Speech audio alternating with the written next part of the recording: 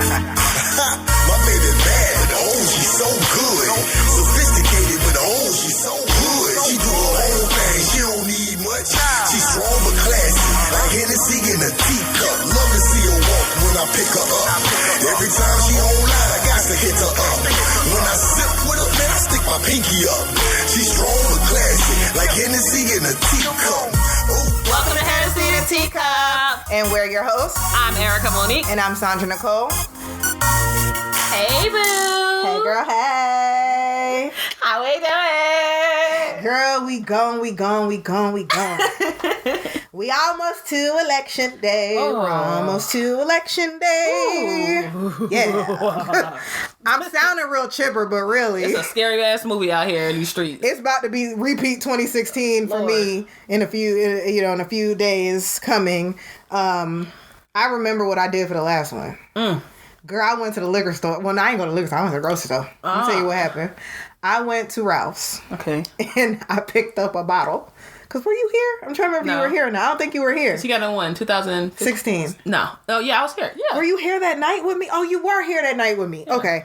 So I went to the store to get us a bottle. I was trying to remember if I drank it myself. I was so fucked up. I had to drink the whole bottle. Right. So I remember being at the grocery store and I went in and I bought a bottle of, I think it was champagne actually. And when I got to the line, there was a dude behind me. So you should have bought some. And the cashier is like, "Oh, you got a little celebratory drink?" And I said, And the dude behind me is like, "Huh?" Because, people be nosy and be extra friendly that night. Oh, yeah. So I was like, nah. They were like, well, what is it? And I was like, honestly, it's to drown my sorrows when she loses. And they were like, looking at me funny like, is she a Trump supporter? And I said, I ain't support him. I voted for Hillary. I said, I just don't think she's going to win. Facts. And they were like, what? Yep. To the point where homeboy behind me listened to my justification. Like I gave him a full rundown justification. And then he looks at me, he goes, oh, hell, I'll be right back. He said, let me go get my liquor too. He had a bottle. He went back up with a second bottle. He was like, yo, if you're right, I'm going to need this second one. And the cashier just looked at me. She goes, when I get off, I'll buy two also. I was like, I done messed these people whole night up. You did. So, I don't know, man. There's so much on the line. And although I sound real jovial right now, inside I'm trembling like a little bitch. Because I just don't know what our lives are going to look like for 4 more years if we have to do this. Child, I know what it's going to look like. The fuck about this country. That's what y'all decided. Time for dual citizenship. Sit my black ass here and keep hope alive. Like one day it's gonna change. No, I will dip out on y'all. I am out. Like play if you want to. Because this ain't. Nobody has time for that. It's getting scarier by the day with the things that have seen transpire with the things that he's saying. You have been able to influence people so much that they're willing to take up arms, storm in. And snatch up a whole governor in 2020. We have cell phones, video, the internet. You can get porn at your disposal anytime that you want. And you want to go and kidnap the governor over having to wear a mask. Girl, why would they not want to kidnap a whole governor when, what did he do? He dismissed WHO. He dropped out of the Paris Accords. The amount of things that this man has done to basically say, fuck everything that y'all stand for. Like, why would you think people wouldn't be out here doing shenanigans? This is why you got his little boys stand back and stand by. That's why they're out there doing those things, you know? My biscuits. It does. And it's getting scarier by the day, and hopefully everyone has paid attention to what was on their ballot. I know I have my mail-in ballot ready and raring to go. Dropping that joint off. Yes, gonna drop that thing off. Go ahead and get that out the way, and really doing the research on all the measures, and I'm hoping that a change does come. And when I say a change comes, I really just mean the swapping of the seat. Because Joe Biden and Kamala Harris are not our saviors.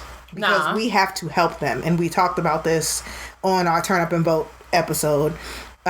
We all have to also do our part. And we have to make sure we help them build the team they need.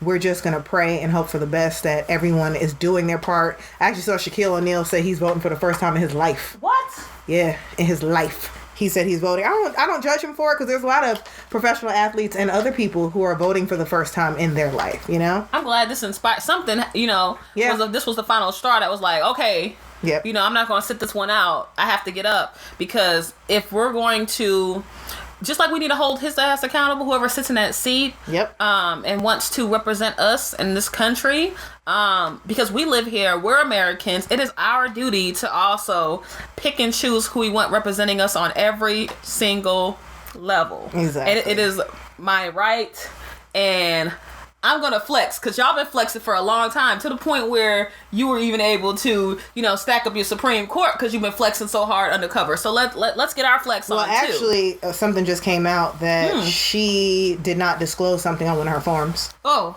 Which is a problem for the Democrats, obviously, and they're the ones that are going to be pushing it. We're going to see what happens. Honestly, we got a few days left. I just want to see what happens, and with that, we wanted to talk about some of the positive changes that we can look towards. Right. Because right now we're trying to keep that positive mojo going. What are we doing now to make the changes? What's next? And one of the biggest issues we've all know about after, you know, all the killings, because I don't even know what else to call them at this point. Murders. I could name them from Here to Kingdom Come, Lord knows. But let's just start with most recent that is getting no justice right now, Breonna Taylor. Yes. So, you know, seeing those things happen, we wanted to do an episode really to discuss what defunding the police means to us. Yeah. And really having that perspective. And I don't know if you watched it. Did you watch it? No, I didn't watch it. So, Breonna Taylor, there's a video of the SWAT team re-entering her home. It's about 10 minutes long. And obviously, I know she's a human. It made her even more human watching it. It burned me even more watching it because you see her cosmetics on her counter.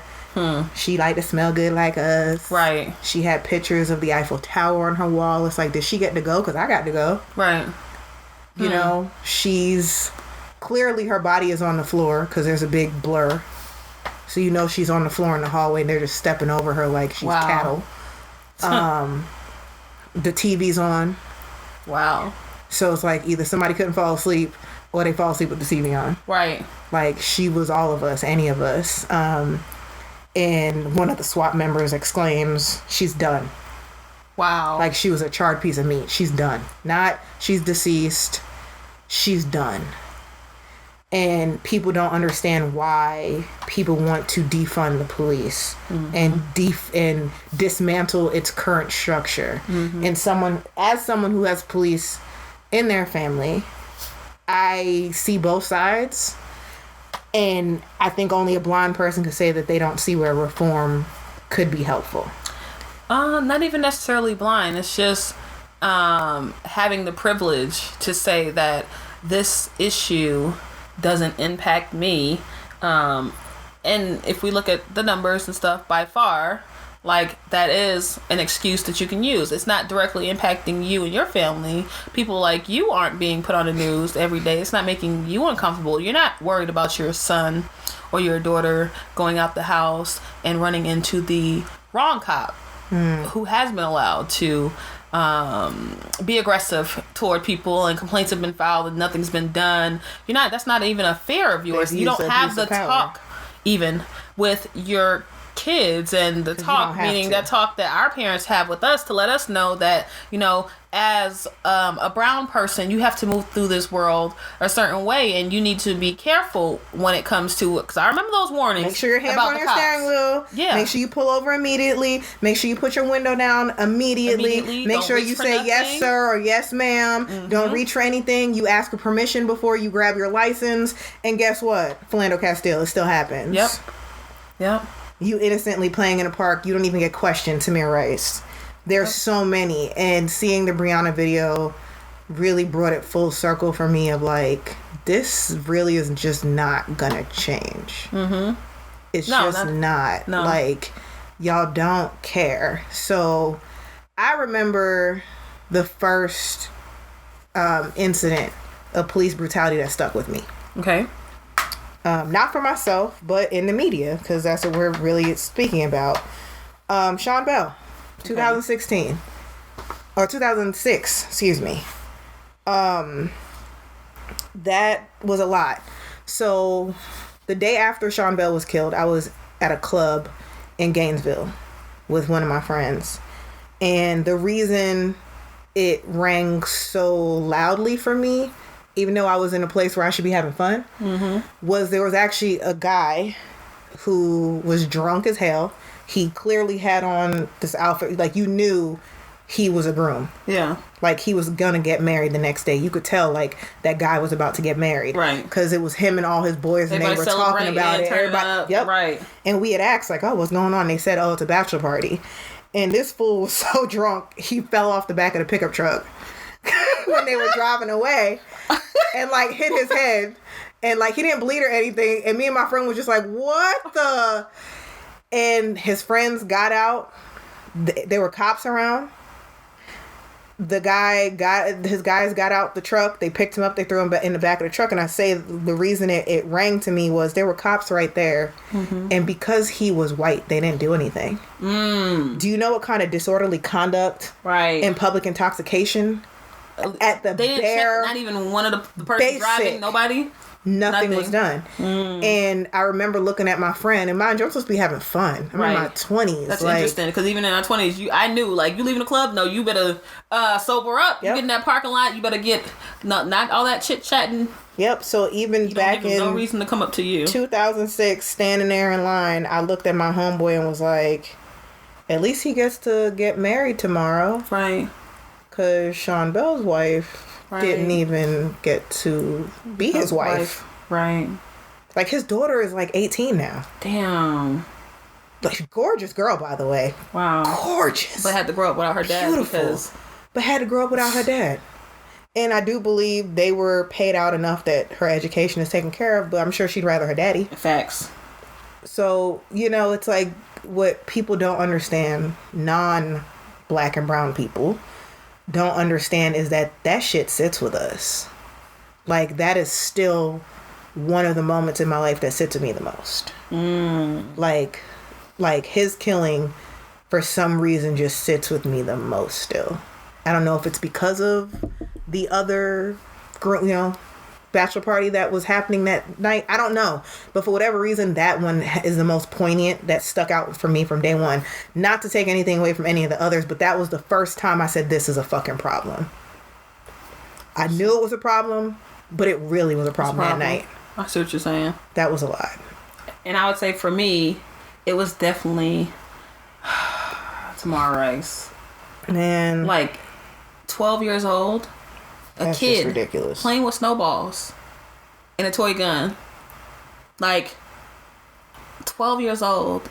And they shot that little man. In what, 30 seconds? Less than 30 seconds? 20 seconds? 2 seconds. Of 2 seconds. Lord Jesus. Car. Within 2 seconds, he murdered that kid. And for me, it confirmed the fact that I knew I was never going to have kids in America. And that's what it confirmed to me. Like, no, you're not going to do this, because in my everyday, like that right there, he is my little cousins. Yep. He is my brother. Yep. He is my son. Like, every person that looks like me, you're 12 years old. At 12 years old, I remember we used to run through the cemetery throwing snowballs with my little cousins and stuff. And we used to just be out and about the neighborhood, just in the country, just out, just running and playing all over the place. Yeah. So for you to murder a 12-year-old, you can't. And on top of that, you don't even have the freedom as is, because you have to worry about child predators snatching your kids up and a weirdo touching your kid. But to worry about the police getting out of a car and murdering your child. Yeah. The people that you're supposed to tell your child are supposed to be the good guys, quote unquote. Yep. And that's who you're supposed to call if anything happens. 911. Shit. Don't do it now. Not if you're black anyway. No. Well, hell, not even if you're poor white, because they shooting them too now. Yeah. And for me, that was it. It was that confirmation, like, oh, that just still sits with me. It really does. Yeah. It only takes, roughly 840 hours on average to become a police officer? Hell, I did more for my bachelor's degree. Right.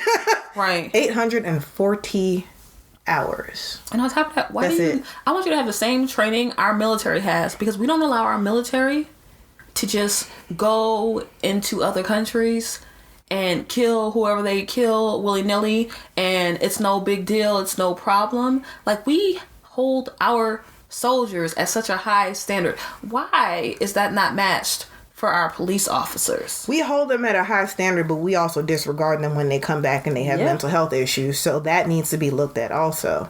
Yeah. I don't think that system is perfected in any way, shape, or form either. And I think right now, like, the whole defunding idea has a lot of people up in arms, because you do have some people who are flat out saying, no, screw defunding, dismantle. I'm not on that. And that's crazy. We're not going to be around here like the Wild Wild West with no law enforcement. That's just and stupid. No one to enforce the rules. Like, everybody, like, kids have rules at school. You have rules that you have to follow. There are consequences in elementary school if you don't follow the rules. My niece is on lock right now because she did not listen on Friday. So her weekend has been trashed. Exactly. She's 6. Right. So guess what? If you're a nurse and you go into the wrong patient's room and you give them the wrong medicine and they die, there are consequences. You lose your license. You can go to jail. Like, you're a nurse. You're there to help people. If you don't do your job, you can go to jail. Girl, I had a whole medical bill disappear. I had a whole $32,000 surgery disappear because they gave me soup with mushrooms in it and had to give me a medical grade of Benadryl to not kill me. Mm-hmm. And that bill disappeared. Of course. And I was like, what the... I have to pay for my surgery? Yeah. Like, I didn't realize that's the standard for a long time. But they were so scared that I was... Because I was chill about it. Because I knew I was in the hospital. I was in the best place for it. Right. But they were so scared to even bill me because they didn't want to get in trouble. They literally... I never saw the bill. Of course not. I saw the rundown of the bill appear at this house.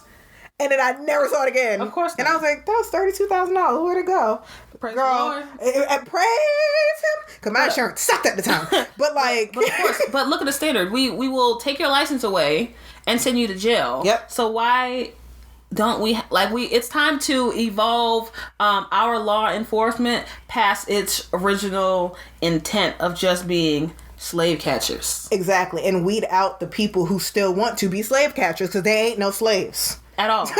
Let's start there. The slave patrol has been dead for a long time. Explain that, because I don't know if people understand. They might think we're trying to be facetious. What is the slave patrol? Oh no, dead ass. Exactly what it's at. The slave patrol were the good old boys who would playing from come out and who would come out to basically go get the owner's property. Like, you're a slave, you're my property, you ran away, so this is the team, this is the gang that's gonna come and drag your ass back, kicking, screaming, dead or alive. And that was the original purpose behind a police department. Yep. Exactly. So you wonder why Black people have a negative relationship with the idea of being policed. So that's where it starts. Yeah, because it's never been for us. It's never been. It's been to protect everyone else and to return us as property. To white people. And if you think about it too, systems, people, like we all evolve. Mm-hmm. Why has the police force not changed? Look how much money. I mean, if anything, we've financed them more and more. Even though that we know that most of the calls that police get are mental health related and crisis related. You need people who have social skills, not people who are militarized, meaning we get all these billions of dollars, and I'm gonna come in there and buy all the shit that they use in Iraq and Afghanistan when they're in wars. Really? Why does the police have a tank? Right. For what? Where and the thing is, even down to their funding. So on average, nationwide now, so that's the entire U.S. Yep. Police departments receive a combined more than $115 billion with a B dollars nationwide. Okay? Mm-hmm. Nation freaking wide. Now, the argument there is, well, 97% of that budget is going towards operational costs like salaries and benefits. That $115 billion, that's bigger than the budget of most countries' military. Thank you. And we spend that alone in just police. Yep. Come on now. So that's like issue number one is this money. So what we say is, and what a lot of people who aren't on the radical left, because I will say it, there are some radical lefts. I'm not dumb enough to say there aren't. There are. And those are the people who are currently saying to get rid of police. I don't want that. It's not what I'm voting for. What I'm voting for is a reallocation of funding. I'm going to dismantle some shit. Let's dismantle some things and let's correct some things. Facts. And dismantling really is for where the money's going. I think police need more training. I don't think 840 hours, 13 to 19 weeks is sufficient. I don't. I feel like maybe for their standard police training, that's sufficient. But then y'all need to also send them to social work.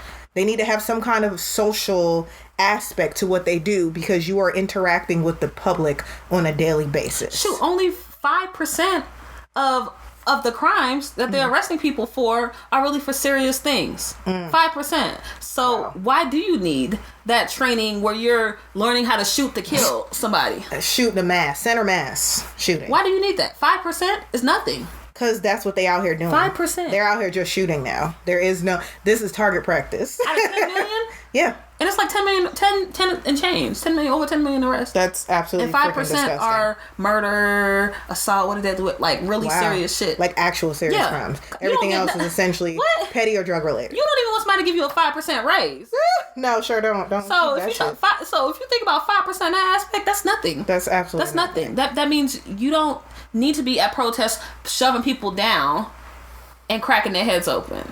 That's insane. But that is how you police. We see you on camera now, and that's the difference. I think that's the major change for us that we're seeing now that is prompting all these things. But it's like, if we're really thinking and putting in perspective the type of crimes that we have in America's no more violent than any place else in the world. So why are we using such drastic measures? LA County.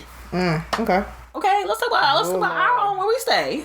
That made me want to leave now. And this police budget, $3 billion. $3 billion?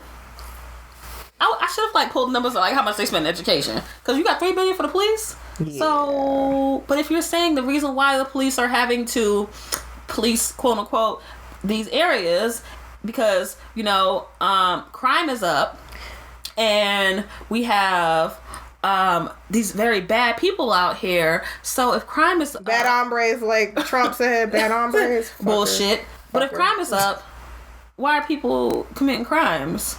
Why? Look at those issues. Yeah, what are the crimes? What's going on, and what's going on in their neighborhood? Why they feel they have to resort to crime? Thank you. And look at the neighborhoods where you're saying these crimes are occurring. Yeah. Why don't you? But you won't even fix the streets in those neighborhoods. No, you won't even put mental health advocates and experts into those areas. You don't make sure people have sufficient housing. You don't make sure that there are social workers who don't have a caseload that's so overwhelming that you have innocent children dying because you can't even go check on them because you have 100 cases and you're only getting paid $35,000 anyway. Absolutely. Because somebody said this on Facebook and I was like, yo, you right. Y'all are real quick to defund education. Yep.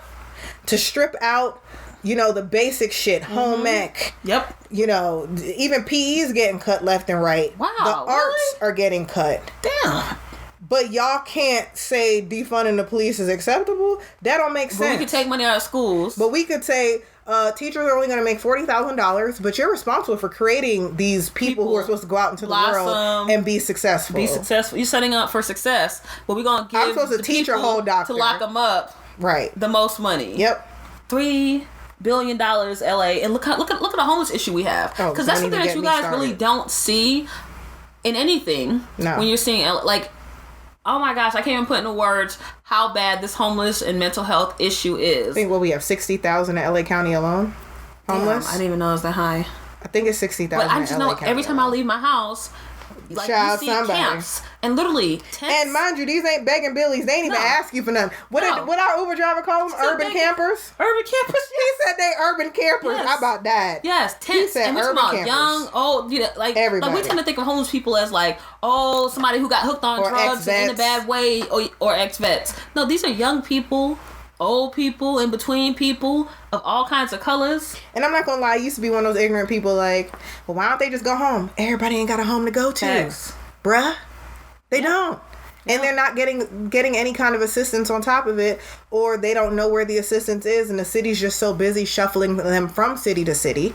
It's like, so this is where else your money's going. Why not, I don't know, take some of that money from the police and do something about housing? What, I forgot what country it is, New Zealand or one of them. They corrected their homeless situation literally in like a year and a half by creating a way to reallocate the funds back so that the homeless actually got housing, because it was something like $8,000 to help one person for the year. Wow. And the program they created gave them the money outright. They gave them $4,500 outright. And it dropped their homeless population down to like 5%. Wow. I want to say it was like 21%, and it dropped down to like 5%. Because they handed them the money directly and said, this is where you can go live, and this is how we're going to help you, and this is how you're going to help yourself and continue moving forward. They gave them a plan and literally, cut that thing down and cut the budget in half. It was half the money for one person to just give them the money and tell them how they could do it. But this country's not built that way. This country doesn't want to do that unless it's policing, where they want to come in and tell you what to do and how to do it, or just shoot you because they don't want to have the conversation with you. And that's what we're saying. Why can't we look at, there's some reform. Okay, body cameras. What good are body cameras if you don't turn them on? And that's the thing. You should not have control of turning off the body cameras. I read somewhere that was saying like, oh, well, the places that have implemented body cameras, it hasn't decreased the amount of police violence. Because they turn them off. Why? But that tells you how sick it is. The dude on the Breonna Taylor video, at the towards the end, like the last 8 minute mark, I believe, of the video, so the last 2 minutes, he literally says, hey guys, remember, we're on camera now. I know y'all are good, but just remember you're on camera. Wow. Literally, he says it, and I'm like, why is there a need for you to say it? But he tried to cover it with I know y'all are good, but I'm just telling you you're on camera. But why like, that's shady. Because that's mad shady. A reason that you need to say exactly. That. You need to protect your gang. So it's like, when you do shady shit like that, of course we're looking at it. Yep. They need to take them out of schools too. That is top of my list. Like, police absolutely can come out of schools. We need to stop feeding that prison. Here's the unfortunate thing, though, and this is where I'm gonna play devil's advocate. You can stay outside. You can patrol the area. Well, that's the other. Okay, so for me personally, I never had a negative experience with cops on campus. So I can say that I have never had a negative experience with police on my campus, whether that had been from grade school, you went to. High school, through even college. I never had an issue. I actually knew all the officers by name. They knew me by name. There was Officer BK is bomb as shit. Love that man. Like, love him. He's white. Yeah. BK was cool as shit. But look at the schools we went to, though. Yeah. And that's why I said I don't know what it's like if I ain't go to Lakes, I ain't go to some of those other schools. So I don't know what their relationship was. What's that show, Chicagoland? Where they gang. I never watched Chicagoland. It's about Chicago and the kids that are going to school and having to cross all these gang districts, and then just even what they have to go through to get into school. Like, that has to be terrifying. I didn't have no metal detectors. We have to. Girl, they go. You have to fight through gang Tory to get to school. And then when you get to school, you have to be pat down and scream like... So there's some dangerous minds. Pretty much. Like, It's like you're conditioning them to people, us, to know that, like, we got to keep fearing each other. And we're also a danger to each other. So you said the pipeline. Well, explain this pipeline to me. When I say the school to prison pipeline... Do you remember, like, what was that school we had in West Palm? High Ridge? No, it was... You talking about alternative school? Yeah, the alternative school. High Ridge. No, it was another one. It was Kennedy. I thought it was... No. It was the one that was by Bear Lake. No. Yeah, it was in West Palm, but it was, like, off in a cut. But it was literally a school that you go to when you get kicked out of regular school. Yeah, I just remember that one. Oh, okay. Because I got threatened to go there. You're terrible. Shout out to High Ridge. Look at how they treat you in those schools, though. I mean, I ain't have to go. Yeah, but we all heard about them schools. That's why they threatened you to go there, because you knew that was baby jail, right? You knew that school was baby jail. Yeah. That was for all the bad kids. Yeah. That was the step before juvenile detention center. Yeah, that was the school they prepped you to be a criminal forever. But again, that then goes back to putting proper social workers in the school. Yes. Because we had guidance counselors who barely could tell us what class to take. Oh, Lord. Like, let's be honest. Even up to college. I had one great counselor in college. One. Mickey Clayton. He's the only one I had that was, like, really amazing. Down to, like, I remember when I got off the stage at graduation, I ran up to him and hugged him. And my parents afterwards like, who'd you run up to and hug? I'm like, that was my counselor. Like, love him. He was the best counselor I've had in my entire life. But everybody else was trash. And they were. I had trash counselors. Like, the assigned counselors were trash. Except for him. But I think that also starts in high school. Yeah. If you actually give people a good counselor who's there to walk them through. I think even middle school, you could say nowadays. Do they give counselors in middle school? No, they should. I'm like, I don't think they do that. They should. You got a school nurse in middle school. Yeah. And told don't burn yourself. Girl, and giving sex ed. They need to be passing out college. And sex ed is trash, but I don't even want to talk about that. Right. That's another apple shot. But that pipeline, so I get what you're saying. And again, because I don't have that personal experience, I can't really speak to it, to be honest. But I can understand it. And it's like, so, okay, between like we got wars on drugs. Kids that came back from that school, and I was like, wait a minute. First of all, Marvin wasn't playing you going to the alternative school. I wasn't about that life either because I can't be in there. My dad just threatened me just to be funny. He knew I would. They wouldn't even let me into that damn school. I wasn't that bad. I wasn't. I was not that bad. And then, mind you, our high school, you couldn't fight. Because if you fought, you got kicked out the high school. Hello, right. Hell, you got pregnant, you got kicked out of high school. I know 2 people got kicked out because they got pregnant. Damn, I didn't know that thing. Oh, yeah, you can't be at Dreyfus pregnant. You got to go. Oh, damn. Yeah, I mean, I don't know if the rules changed, but back then, I know 2 people that got kicked out because they was pregnant. You cannot be here carrying that child. I also say, it was fast. I was like, a mobile crisis center. Really. So that's a solution. Yeah, because if you think about, I forgot what that guy's name was, but his brother, he called the police because his brother was having a break. Yeah. Like, if we had something more like that, like, why is it that we're sending police out? Why do we have to call police for that? Right, and somebody's having a mental health issue. You should call 911. Based on what you tell 911, there should be different things set up. So if you say, hey, this person is acting erratically, right, I think they may have a mental issue. Yep. Or if you say even flat out they're homeless, why not send a cop and mental health services? One cop. In Tampa. Not 6 with their guns drawn. One of my old managers in banking, Miss Barbara, I love that lady. She used to volunteer for this thing called the Crisis Center. And the Crisis Center was to help like women of domestic violence situations. Like you could literally call them because you had a crisis. And that was like a safe space. So I think that's what we need more. We need more safe spaces in our communities. Like you have a problem. Yes, we're taught to call 911, but we know black people not calling 911. How that's going to work out. Yeah. And then what we end up doing, calling the pastor. Yeah.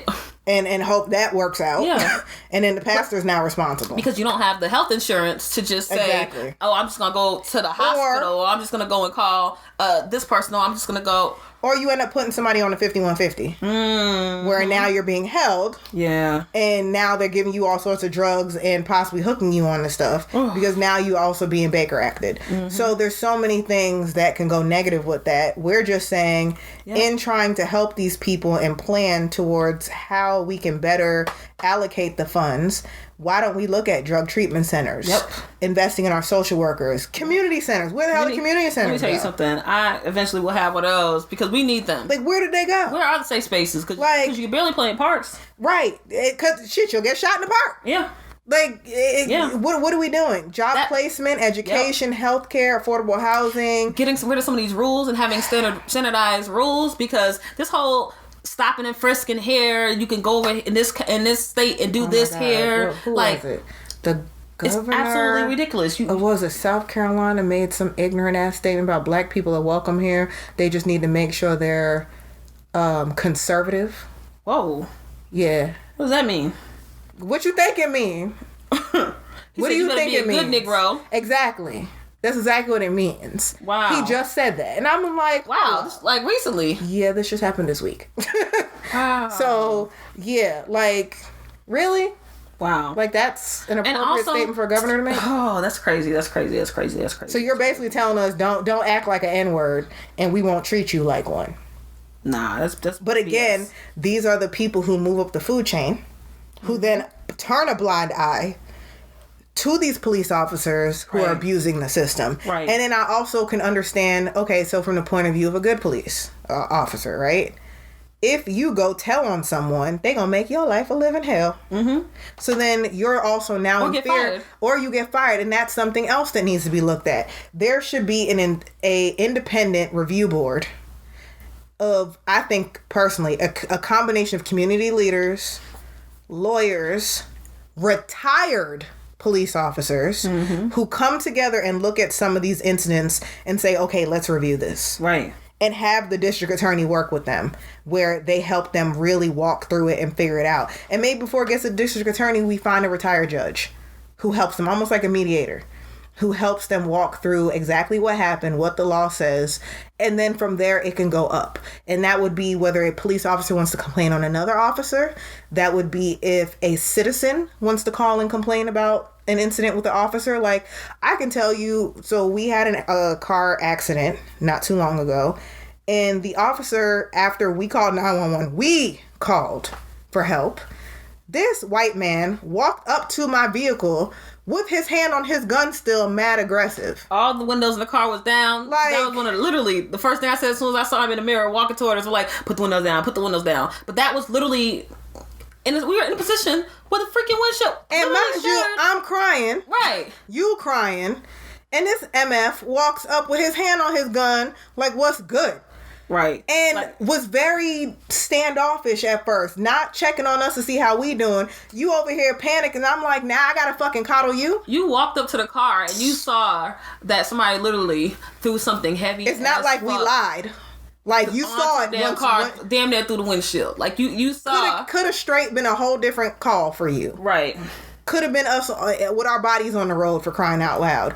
And you still roll up on me aggressive. So when we say, like, we get it and we see it, we've experienced it. I remember I was at the Pepsi Smash concert in Miami one year with my friend.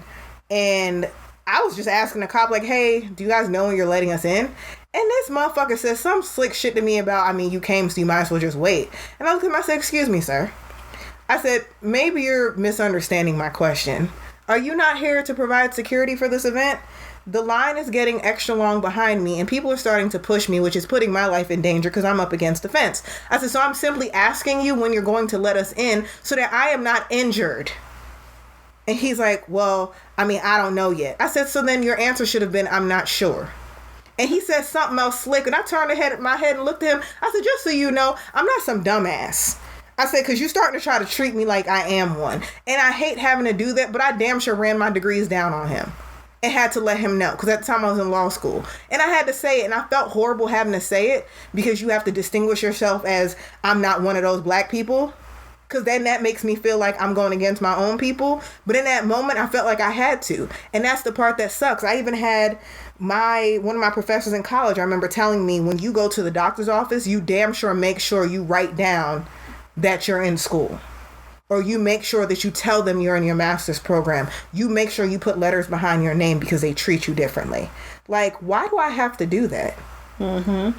There should be a standard protocol no matter what. I love seeing all these former officers who are now coming out and speaking up and saying, like, yo, when we were trained, like, we ain't shoot people that quickly. I have seen quite a few that just warmed my heart and made me smile. Like, there was one in particular that I saw, and he was really just, like, breaking down the difference in how they're trained to get out the car and speak to somebody who's white, and the difference in how aggressive they would speak to somebody who's black, and the fact that hey, get out the car. He was absolutely this white man, an older white man too, transparent, retired. He had no reason to come out and say that and be that transparent and honest.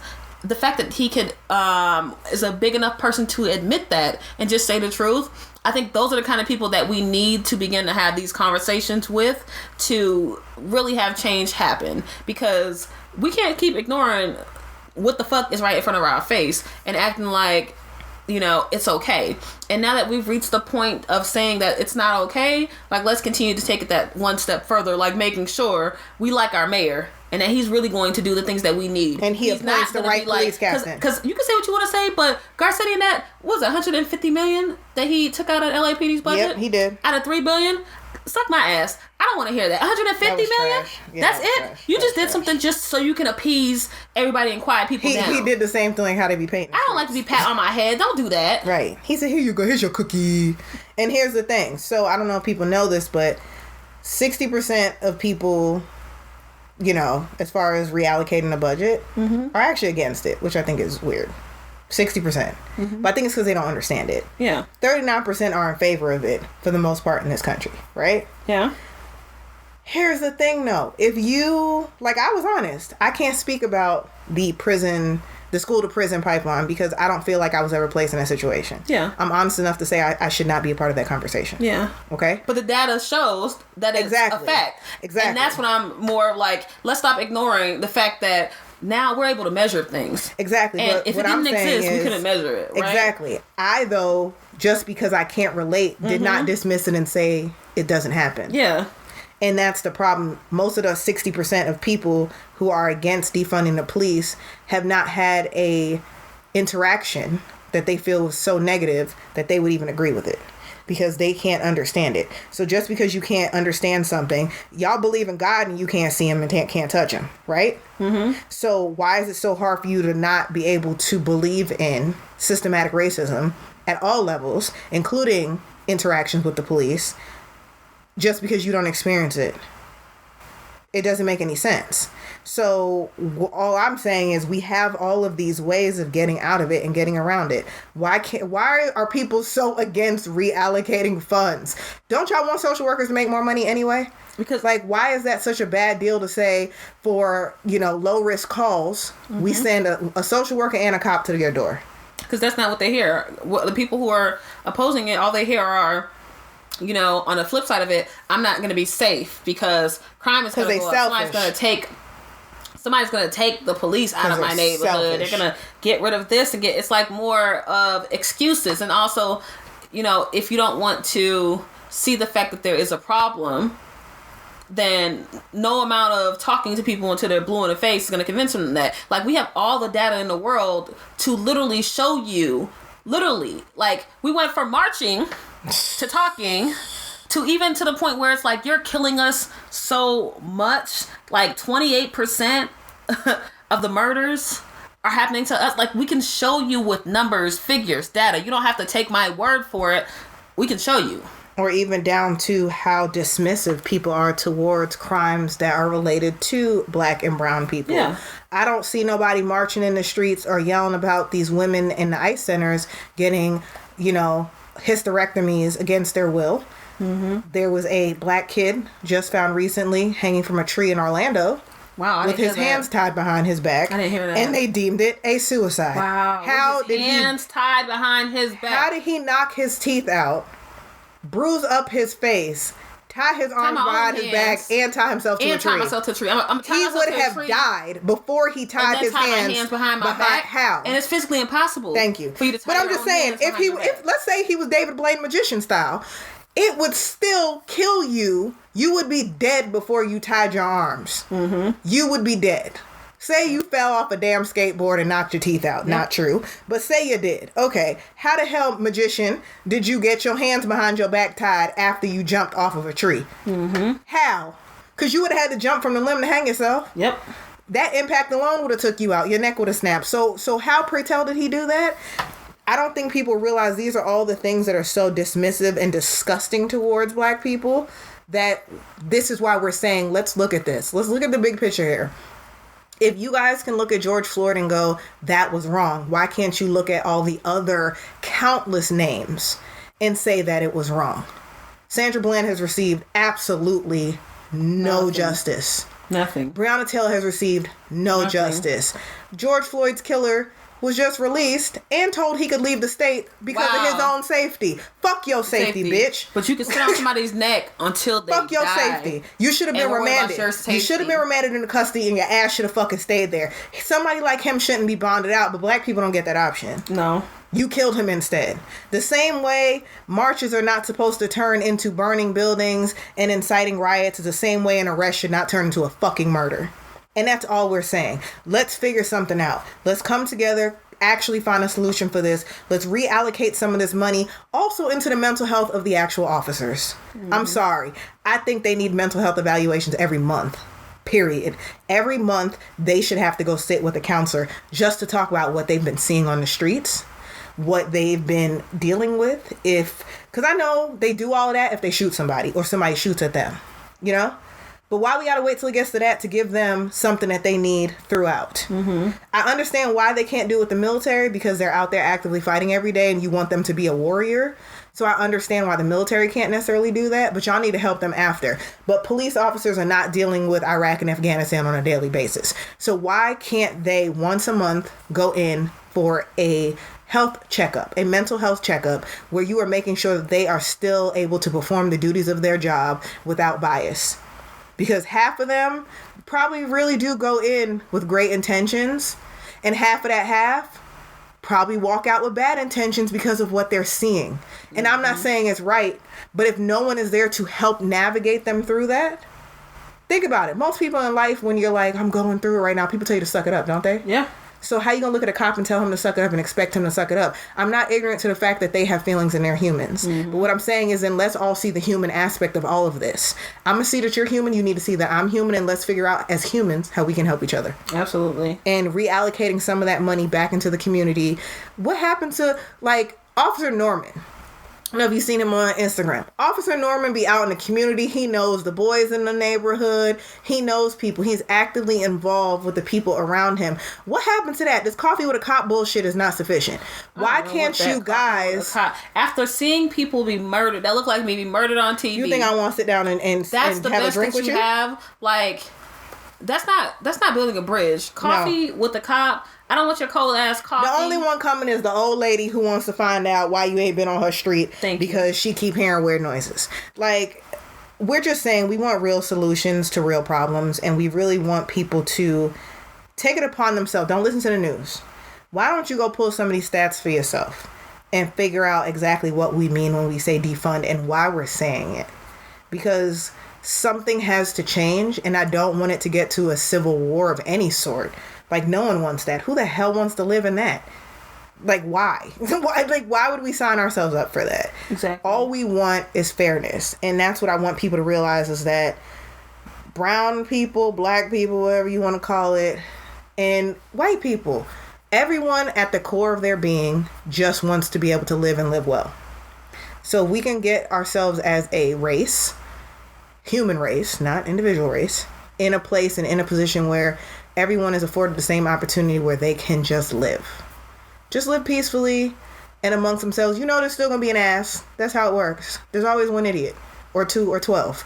But let's make it so uncomfortable for them to be idiots that they don't even do it anymore, you know? Or they remove themselves from the situation. And that goes for police stations. That goes for the neighborhood. And let's figure it out. But I think it does start with re-looking at the police budget and allocating that money back into the community in such a way that there is an actual bridge built between officers and the communities that they are to serve. Because when you have cops coming in that don't even live in the community, so they don't even know the people, hell, they probably even hate the city they work in. Because you work in a trash-ass city, everyone doesn't get a cushy, nice city. And that's real. So unless we're going to actually explore this the right way, we're going to be stuck. And at the end of the day, we just want to make sure things are done right. So just remember, again, elections in a few days. Mayors are the ones who appoint the police chiefs. Okay? So if you didn't make sure your mayor that need to be in there was the right type of mayor that's going to put the right cop in there to make sure he's policing the other police accordingly, I blame you too. Because it starts with us too. We have to vote. We have to do it right. I pray we all get it together. But spread the word, get involved. And let's just see what happens, man. Come on now, y'all. It's time to go out here and vote. Make sure we get with it. We still got time to vote. We ain't done yet. Drop off the mail-in ballots, please. Okay, you got it. Now the next step is to actually go online, do the research, look at the record of whoever it is that you're filling out that bubble for. Don't get catfish. Don't get catfish. Fill out every single line. Everyone, you go and make sure you vote for someone. And don't Christmas tree. Yeah, no, don't do that. Don't do that. Because it's on you if you Christmas tree. Yep. Want to keep in touch? Exactly. Follow us on Anchor, Apple Podcasts, Spotify, Google, and other platforms. Yeah, and for a complete list, you can go ahead and visit our website at HennessyandATeacup.com. And be sure to make sure you subscribe and rate our show once you found us on your preferred platform. Until next time, I'm Erica Monique. And I'm Sandra Nicole, and we're Hennessy and a Teacup. My baby bad, but oh, she's so good. Sophisticated, but oh, she's so good. She do her own thing, she don't need much. She's strong but classy, like Hennessy in a teacup. Love to see her walk when I pick her up. Every time she online, I got to hit her up. When I sip with her, man, I stick my pinky up. She's strong but classy, like Hennessy in a teacup. Oh, baby, let me open your door. Girl, you make heads turn when you step on the floor. A real man know a queen when he see one. And that's why every man wants you, cause every man need one. So sweet like country time lemonade. But she'll tear that thing up in the game of spades. That's my partner, better yet, my best friend. She the type make me wanna be a better man. She gon' speak her mind, and bet your bottom dollar she gon' take her time. Don't get in her way when she on her grind. Better yet, back her up and just fall in line, and you gon' be fine. She a commodity, a fine wine, the type you can't even pronounce, but you know it costs a pretty dime. She is everything you need, bruh. A strong drink and fine china, Hennessy in a teacup. My baby bad, but oh, she's so good.